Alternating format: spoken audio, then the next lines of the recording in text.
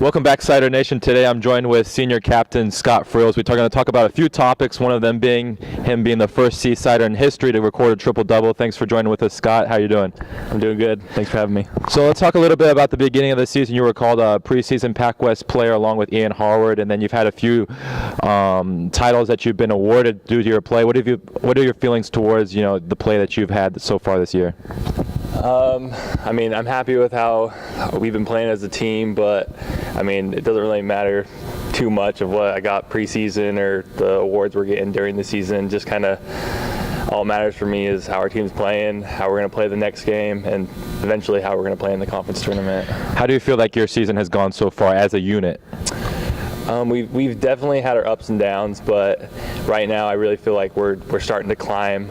Ian's back from his injury, so last night he was able to play 15-20 minutes, and we're hoping we'll get him back up to where he was at, and I think that will help the team a lot. Let's talk a little bit about Ian. What kind of difference does he play on the game for your team? He's a big difference. Literally, he's a big difference. When he's down in the paint, we funnel the other team to him just so he can block it. He averages 3 or 4 blocks a game, and that's huge for us. Those couple games when he first was injured, you could see a big difference because we were funneling the other team in there and no one was blocking their shots just because we were used to Ian blocking all those shots. Against Academy of Art, you became the first Seasider to ever record a triple-double. What did that mean to you? I was surprised I was the first, but I was excited to have that accomplishment. But really,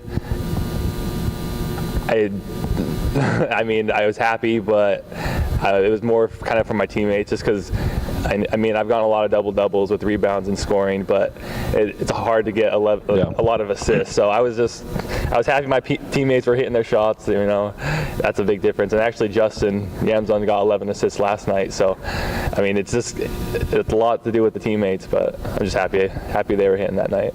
Let's talk a little bit about you as a personal player. We've seen you go off for 32 times this year. We've seen you, dish out the ball to teammates.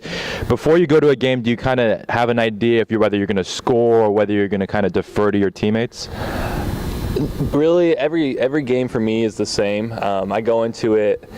I never go into it saying I want to score tonight or I want to just pass. Every game I kind of just, if you watch, at the beginning I just kind of see what's happening, and especially with scoring, I kind of just let it come to me. If I know we need a couple baskets inside, I'll maybe attack a little harder or stuff. But definitely not before a game. I'm not really looking to just go off for a big night or anything like that.